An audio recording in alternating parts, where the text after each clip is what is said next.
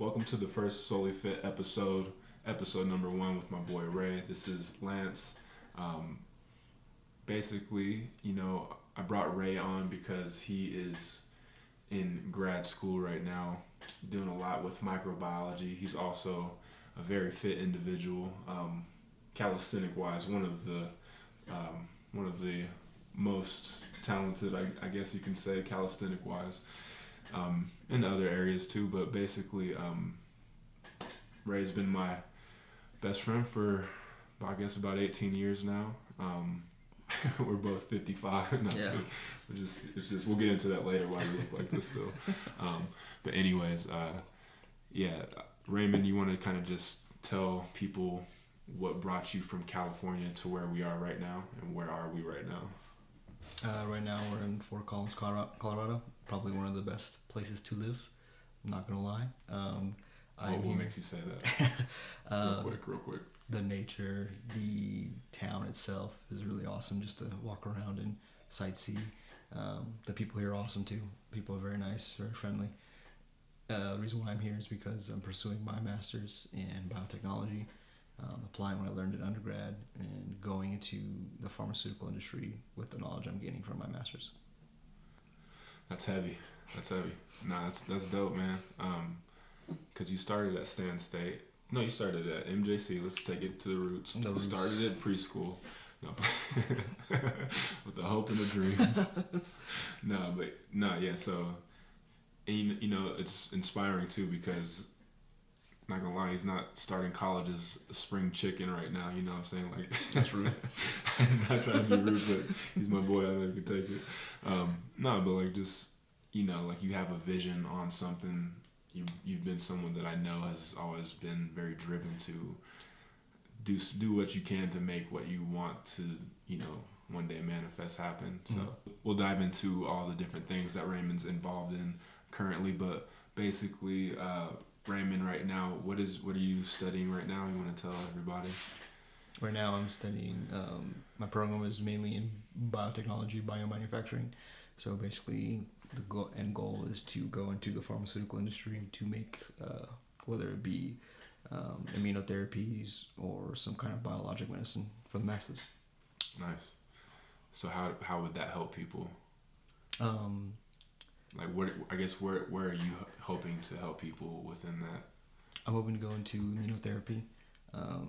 There are some companies that specialize in immunotherapy, but my experience with the pharmaceutical industry is I worked on making hemophilia medicine.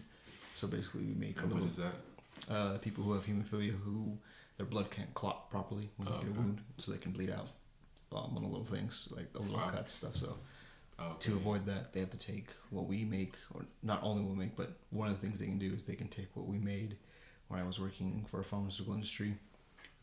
They take it probably semi-regularly or regularly, and they inject it into their body, and they're good for so much time, and then they have to keep coming back. But it's relatively inexpensive. It's used a lot because a lot of people unfortunately have hemophilia. Wow. So that's one of the main things you're hoping to get into? Not necessarily hemophilia anymore. Yeah. More along the lines of like autoimmune disease or like T-cell cancer therapies. Okay. Yeah, man, I brought you on to the podcast because, I felt like it'd be a good first episode. It'd be an organic way to start things, but also it's interesting, the field that you're in, and I know that you're a fit individual, like I had already said. So I just want to ask you some questions on basically how, your journey and your fascination with microbiology and the engineering aspect of it, and how you hope to help people with it, and how what you've learned has applied to your own health, and maybe some things that, we should know that we could apply to our own life to help us live a more healthy and alive life. So, first question, just general question, what does being fit mean to you? We'll get into the microbiology in a second, but in general, I just want to ask, like, fitness, what does that entail to you? What does that encompass? In my opinion, fitness means... and being fit, yeah. Being fit is having energy throughout the day, being well rested, and being able to be very mobile and strong to do not only everyday things but like certain activities like mountain biking, hiking, climbing. And then obviously food plays a part in that, but that's generally what I would consider fit. Yeah. I think after COVID, a lot of people realize that it's much more than just lifting and looking good in the mirror, and it's besides just that part, it's really important to be fit on a deeper level, because you could be fit and still get COVID and get sick, but just the way that happened, I think a lot more people are wanting to, there's a lot of people listening to podcasts and watching YouTube videos, signing up for classes, personal trainers. They want to take their health more into their own hands, so that's not depending on just a vaccine or something like that. Like they have some real estate in the health game, if you will. So with that, you said something about having energy to do what you have to do throughout the day. You are now a husband. Me and my wife actually married him and his wife last October. Beautiful wedding. Beautiful. It was amazing. DJ was on point. Can you remember his name? DJ Tyson. DJ Tyson. Yeah. Was from LA. He's from LA. Yeah, it was a dope wedding. So basically, balancing being a husband, being a teacher, being a student, and then also finding time for your own fitness regime. Since me and my family have been here for about a week so far, visiting Ray and his wife Sam, and we've been working out together. I see some things he does, but So how do you energetically keep up with the demand that you have? I saw you showed me your schedule. It's crazy. Yeah. Balance, but I don't know, kind of. You it's control the chaos in a way. You have to, as you saw my Google Calendar, it's very structured, and I try to stick to that as much as possible. However, if I cannot stick to one block of my Google Calendar, then I will allocate time later on, either on the weekend, or I will just be like, you know what, it's time, this is something I can let go. I don't need to hyper focus on, like, oh my gosh, I didn't do this one thing for the day. I can just let that go and just continue on. I don't need to hyper fixate on, oh my god, I did one thing wrong, I did one thing bad. Now I just keep moving. Yeah, you just gotta keep it pushing. Yeah. Also, being a husband now, even before, you have to communicate and be transparent with what my schedule is and what my wife's schedule is, and figure out how we can, accommodate each other or compromise on some things that, there's always going to be clashes in terms of scheduling. So, having that kind of open line of communication is very helpful. Yeah, definitely is. And it's, you throw in just different responsibilities that don't have to do with work or health. It's just, there's other things that I feel like maybe just as humans we're designed for, like social interaction, finding time to express yourself in a creative way, finding ways to take care of your fitness, and also find the time to not do anything and just be chilling. Maybe you're watching TV, maybe you're meditating, you're just spending time to yourself. So I think it's important. So how do you feel like with all of that, you're currently dealing with the load and being able to keep your fitness on point? In terms of my fitness, I feel like, since it's one of the harder things to do, not necessarily harder in terms of I don't feel like I ever I have to go to the gym. I want to go and do something active. When do you usually fit it in your day, and how often are you going? Luckily this year I only have classes that start at 9 or 10, which is nice. So that gives me time at 7 o'clock in the morning, 8 or 6 o'clock in the morning to go to the gym, or do a run or something, and knock 30 minutes of that out. But to stay consistent, it's 6 days a week, and then one rest day. 6 days a week. And I'm not trying to kill myself with my workouts. I'm not trying to go max out. I'm not trying to do 80% workload, whether it's volume training or just strength training or just plyometrics. I'm not trying to do 80% of my maxes. trying to keep it consistent and doable, so that obviously adds up over time. Yeah. And that's what I feel like would be essential for not only longevity but just strength and mobility. In terms of that foundation. Yeah. In terms of energy, there's definitely ups and downs. But I think one of the big ways to kind of like have that energy is to have a routine where it's not just like, oh, I need to get up 6 o'clock in the morning and then I need to do this, and then do the same thing again tomorrow, and then you're not doing anything you enjoy. You're not doing anything that like kind of like grounds you or resets you. So do you like put stuff in between, like the workload stuff, so it's just not all monotony? Yeah. So you throw in some like creative work. Maybe you go to the gym in between homework or something, or class. Yes, I do that as well. But like let's say in the morning, my usual routine is Monday, I get up at 6, meditate, yoga, do some kind of hip mobility, and then what I'll do is after that hip mobility. No, hip. HIP, yeah.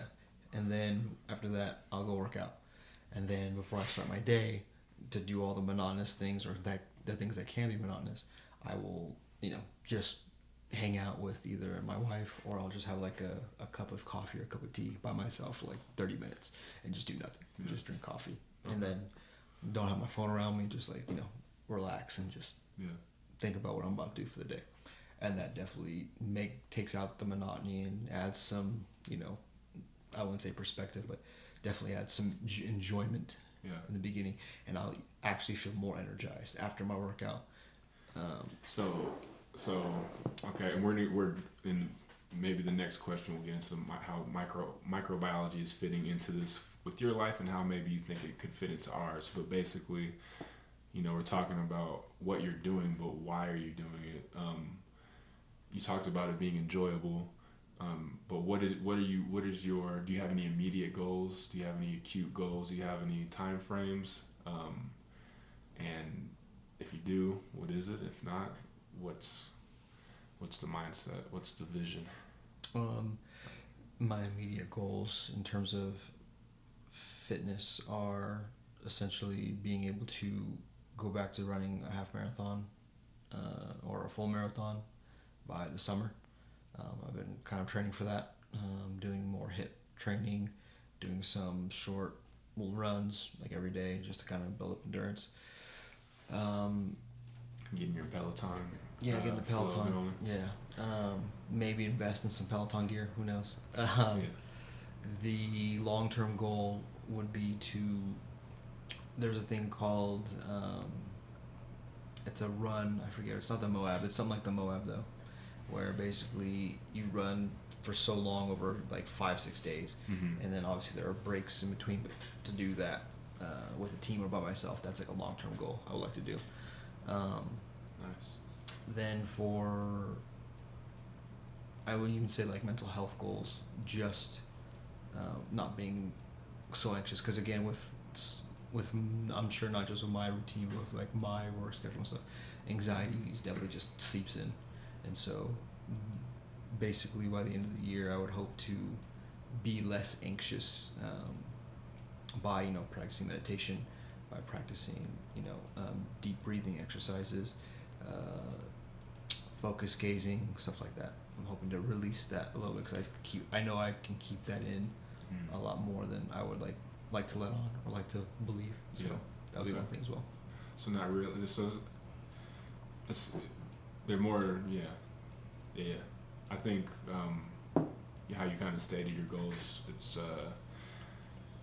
they're meaningful, which is obviously very important, but also they're not super like it needs to happen by March 3rd, 2024. You know what I'm saying? Like you have like an idea of a time frame, which it's important to just touch on that for a second, because I think a lot of people have these unrealistic goals, or they have realistic goals, but they focus so much on the end result that they don't really enjoy the process of it, and they don't really, they lose their why, and then it becomes just a half-assed effort. You know what I'm saying? Like, yeah, you may go to the gym, but all of a sudden you're not really feeling it. You're not doing what you could, so you're just wasting your time. But anyways, so So with your goals in mind and all that, what are some things along your journey um, through your education and experience with microbiology um, that you've applied to your own life? Whether it just be a piece of knowledge and now you do something different, or maybe it's a piece of technology that you're using that has something to do with it. Um, yeah. I've said this before. One big thing I've learned is, I would say, very big in being healthy and promoting your fitness. And that's something that's not really talked about, or I would say glamorized as much as eating more fiber than you normally would. Fiber, yeah. Fiber, You're telling me a lot about. Yeah. Can you share just some tidbits, just brief tidbits? Yeah, the fruits, vegetables, the leafy greens, the things like spinach, kale, broccoli sprouts, all really good sources of fiber, and really good sources of just antioxidants and certain chemicals that help promote good gut bacteria and good just like gut wellness. Variety, and also I say like the spinach and the broccoli. There's all kinds of different varieties of fiber, and the added benefits of having that every day. I like the idea of fruits and vegetables like having a color palette. Yeah. I am in the opinion of having not only just like a color palette, like the rainbow of fruits and vegetables, of different sources of fiber, like sweet potatoes, again, broccoli, fruits. You can incorporate all those into your daily instead intake. Of just being in all vegetables. Yeah. Just because, I mean, look at the blue zones. Those documentaries that are coming out are becoming really big. Yeah. One of the staple diets is heavy in fiber. Yeah. And root vegetables, and soups that have a bunch of just different What's happening on an internal level to people who are not eating enough fiber, healthy fiber? If you're not eating enough healthy fiber, basically you're not promoting a robust immune system. You're not feeding the gut microbiome to help promote a good immune, because your immune system is everywhere, but especially in your stomach and your intestines. Not your stomach, your intestines. And so if you don't feed them and that bacteria that's symbiotic with our bodies and helps us digest food, can promote, less inflammation and stuff like that. If you're not feeding those little microbes inside of you, it's not going to, longevity-wise, it's not the best for you. I know people who don't eat a single vegetable, and, they live to like 80. Those people are far and few between. They do happen. But it's better to have that kind of lifestyle and have that kind of fiber in you than if you don't. Because what do you think? I mean, what do you see, or what do you know? I also have my own, obviously, observation of it as well, especially being in the fitness world. But what do you see happening more so? Do you think people are getting enough fiber on average? Let's say the average American. I'm going to say no. This is now just a reach, but I'm going to say no. I don't think the average person gets enough fiber for their lifestyle and for their specific needs. And then so the microbiome you're talking about in our gut, healthy gut bacteria. Why else is that important besides just our immune system? And why is that important for someone, no matter what your fitness goals are, but especially if you want something that's like you're talking about, long lasting, helping with longevity, energy, feeling good. Why else is that important besides the immune system, which is huge because not too long ago it was COVID and immune health was a big thing. A lot of people were locking themselves inside all day, every day, not eating well, not moving. So that doesn't help. Why is the microbiome, and how can we make it healthier besides, is there anything else besides fiber? It works for certain people. I would say fasting. Fasting works for me in terms of Like a water fast, or what kind of fast? Like a water fast, just water. For again, you could start with 12 hours, or you can start with a day, so 2 days. It just depends on what your doctor and you talk about. But in my experience, it helps me. Not only do I feel lighter just because I'm obviously consuming less calories, but I definitely feel like my body is processing things a lot faster and a lot better after a fast. If I eat right, if I stick to the right amount of fruits, vegetables, meats, certain kinds of grains, and in terms of why else it's helpful is because not only again the immune system, but with food in general, like. So is fiber a big thing that you focus on personally? Like, do you make sure like I'm getting enough fiber today? Yes, I do. For a variety of sources. I try, yes, and again, supplementing fiber is definitely helpful as well. Like Metamucil. Do you take any supplements? I do if I feel like I'm not getting enough. What's a really good supplement that you know of, whether that you've tried? If you can't fit the fruits and vegetables in that day, whatever you need a supplement, I would say Metamucil is cheap, readily available. If you're looking for something a little more robust, a little more, has a lot more variety and a lot more flavor, I would say like Athletic Greens or like Jocko Fuels. I've tried Athletic Greens. Super Greens. That's definitely one that you can supplement with fiber or for fiber, which is nice. It definitely makes the day a little easier. But yeah, going back to what you said, the biggest thing is if you're eating nothing but just like a lot of processed food, a lot of fatty foods, and a lot of stuff, your body will get used to that and digesting that. That does not mean that that's a good thing. Yeah. Basically, you will feel used to maybe feeling sluggish, maybe feeling bloated all the time, maybe feeling just overall sluggish, and your body will be used to that, and so you won't think that that's like a problem or a thing that maybe I can tune to maybe make it better. Yeah.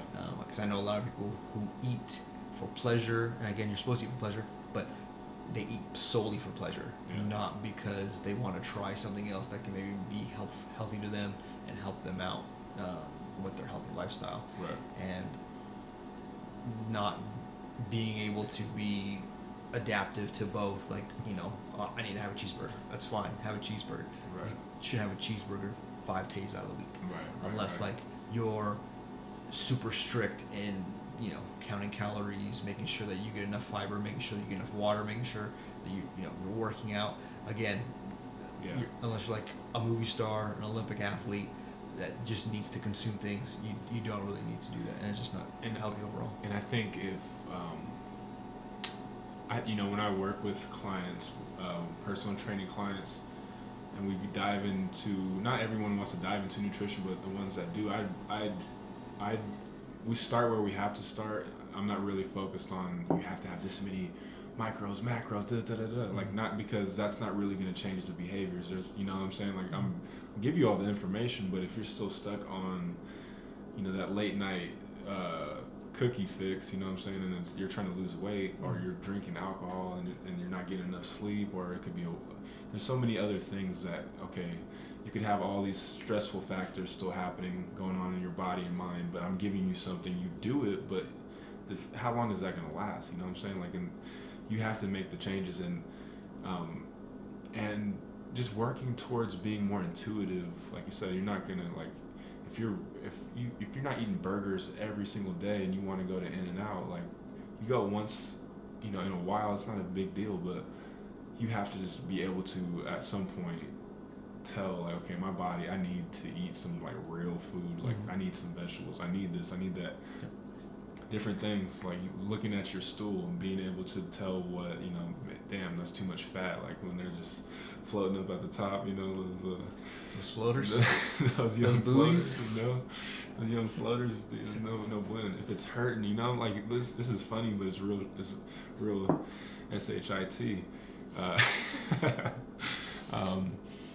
So, like, there's so many factors that you can look at it scientifically, but also at the end of the day, we are designed as intuitive beings on one level, also logical, with the advancement of our brain, but a big part of us is intuitive. So to always rely on, whether it be a video, whether it be a trainer, whether it be a program, on what you need to eat, sometimes it's informative, but at some point it has to turn into an intuitive thing. So it has to turn into yourself. Do you feel like that's kind of, how do you feel you are with your own nutrition? Do you feel like you're going more on, are you experimenting with certain things? Is it more intuitive, or is it just a mixed bag? Are you what's it looking like? Mine is, I have trouble eating enough calories or getting enough food in me, enough protein, and I intuitively, I've done it for so long that I can intuitively, figure out how much macros and the calories I need per day. Yeah. The thing is that I do forget to eat a lot, so I will more than likely be less than the goal that I want for each day. You forget because you're so busy? I forget because I'm just doing things. Moving? Yeah, I'm just moving. And so that's the thing. Yeah, I mean, because I probably drink maybe 100 milligrams of caffeine maybe a day, and I try to do that in the morning with my tea or my coffee. Yeah. But after that, I really don't do anything, and that can sustain me for a while, especially if I'm actively going, walking around, going forth back to classes, getting ready to teaching. That definitely can, I'll be 10 hours later oh my gosh, I need to eat something because I just forget. Yeah. Yeah. Do you feel like when you have more fiber in your diet, it changes how you feel? Yeah. Oh yeah. Or even after a fast, because you're kind of cleansing yourself out. Healthy things are regenerating in your body. Oh yeah, they're supposed to be there. Do you feel like? Because I hear that about the mood too, and I've experienced it as well. But what do you? Yeah. Is there something to that? Yeah, especially after you fast. There's what's the vagus nerve that goes all the way through your gut and stuff, and so. Because when you eat garbage, sometimes you just feel even mentally you don't feel good. Yeah, after a while, you don't feel that brain fog. After 10 minutes of eating McDonald's, I feel like crap. If you're eating hella sugar, yeah. But especially after I fast, I eat a good a sandwich that has lots of fruits, vegetables, fruits, lots of vegetables, has cooked chicken or cooked turkey in it, some organic cheese if I want to put cheese in there. Do you just shed one lone tear as you eat that? Yeah, I definitely savor that first bite. It definitely is a mood booster. Because again, if you have eaten for 2 days, it's definitely something to look forward to. And then again, like I said, I feel like my body is a lot more able to process that fast. Or just, it is not necessarily is faster, but it just feels like, oh my gosh, I feel so much more energized now because again, I'm getting food, I'm getting energy in me, and then picking the right foods, with the protein and with the fiber, like chicken and this is a gym bro, real stereotype, but chicken and broccoli or chicken and oatmeal, I'll definitely feel full after that because what I'll do is I'll do savory first and I'll do sweet. Because I like to do my oatmeal with some the shredded dark chocolate and maybe a little bit of orange peel. It's pretty nice. Did not see that coming. But yeah, so that's quite exquisite. Yeah. Can you make me bold? I definitely feel full. I definitely feel satiated, and that's definitely helped a lot with having that energy to go and do what I need to do. Yeah, that's cool, man. I tried a water fast. I think I want to revisit it. I don't know. Some people prep for it in a certain way, but I don't know. Do you prep for fast, or you just kind of stop eating? Yeah, I mean, if I know tailor off, or do you just? If I know, let's say Sunday. If I know I'm gonna fast Sunday in the middle of the week, I'll just stop eating Saturday night and won't eat till Monday morning. Yeah, I need to revisit that. Felt good. dive into that another day. Yeah, cool, man. Yeah, a couple more things. Just to recap, I'm gonna edit that out. 3, 2, 1. So just to recap, we've been sorry, one more time.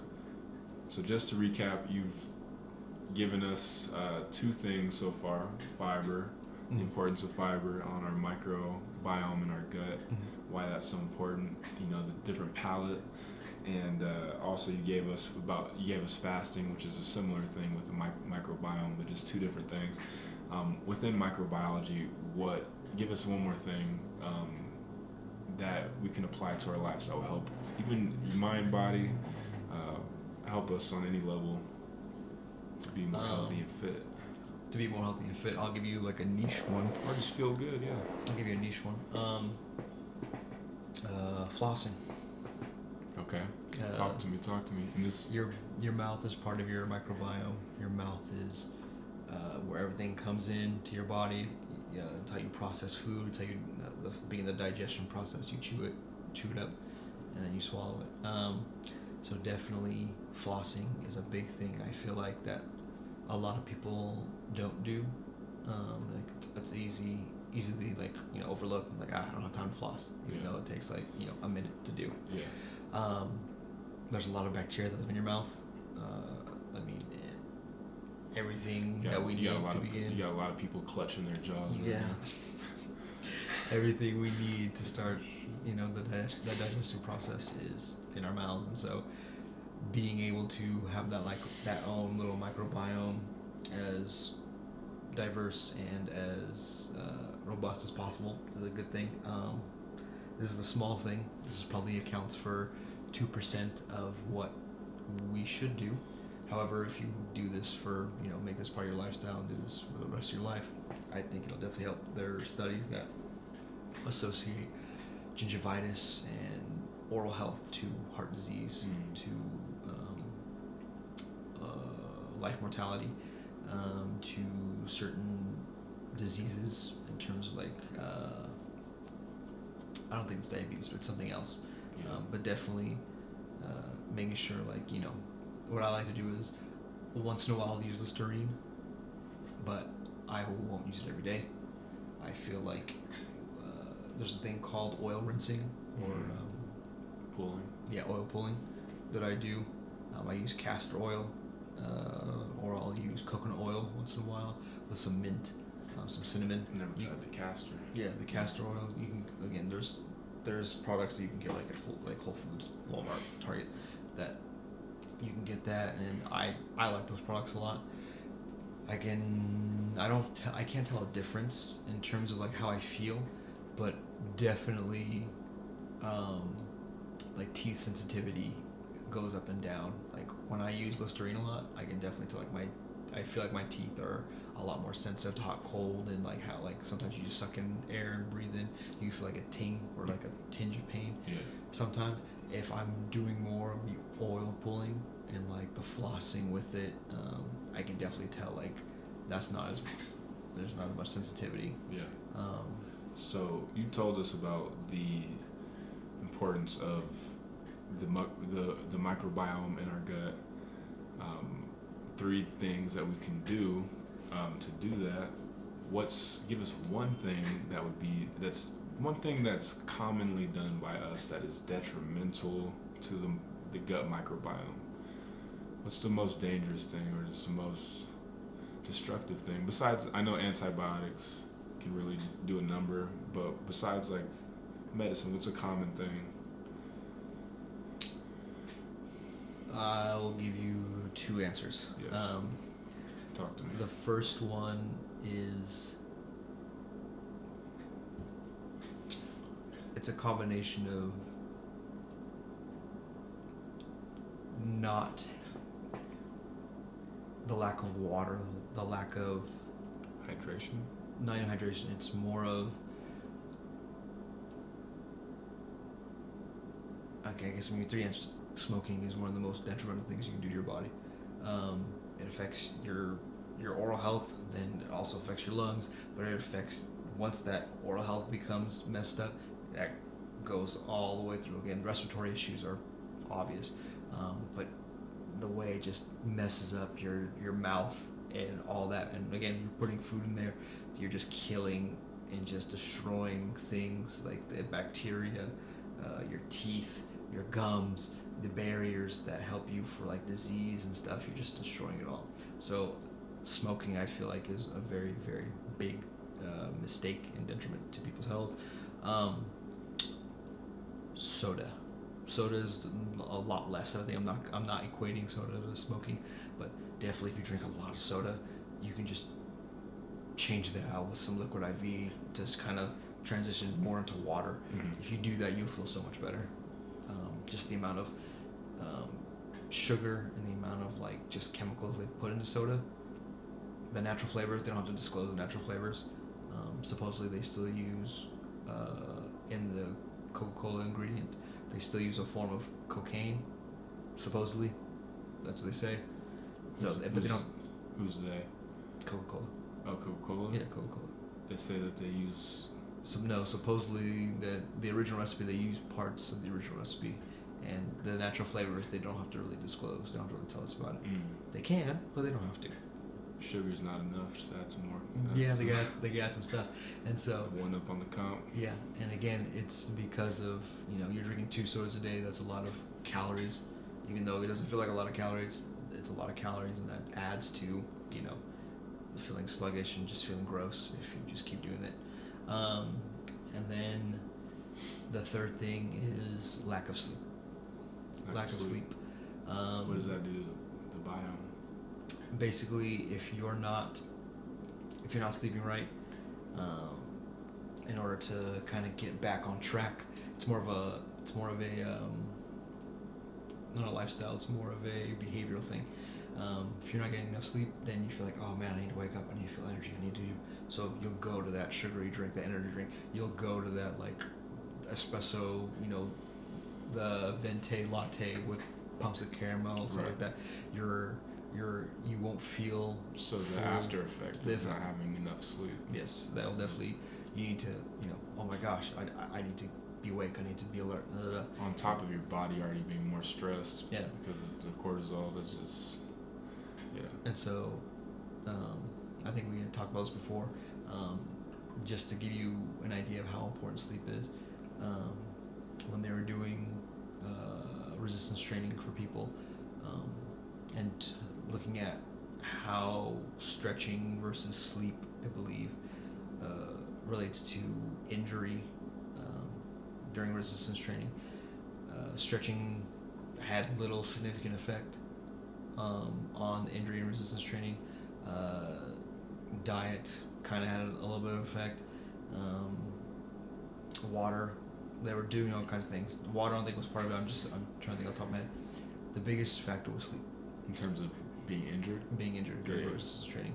There was if you didn't get enough sleep versus if you did get enough sleep or adequate sleep, depending on who you are, there was a 266% increase of becoming less injured if you got the amount of sleep versus if you didn't. So sleep is very important for overall bodily function, not just your behavior and how it affects the microbiome. Right. Thank you for those delicious tidbits, my good sir. Just to wrap things up, this has been a great conversation. My boy Ray, again, out here in Fort Collins, Colorado, CSU, holding it down at the grad program, also teaching. Where else can we find you besides this episode? And also, what else are you into right now that people need to know about? Right now, my form of social media is LinkedIn. Also, I do have a business account via Instagram, Bubbles Dog, or Bubbles _ dog. When he figures it out, we'll put it in the in the description. Once again, Bubbles _ dog is where you can find me. I do write children's books on the side. I am trying to promote reading and promote, family-friendly messages that we can, teach our kids and teach our young ones to, transition on into being a productive member of society and just an overall good person. So I do that as well.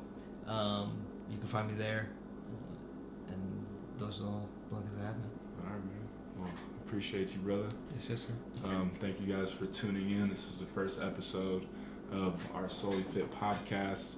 We will be back with some more guests. Raymond for sure will be back on the podcast.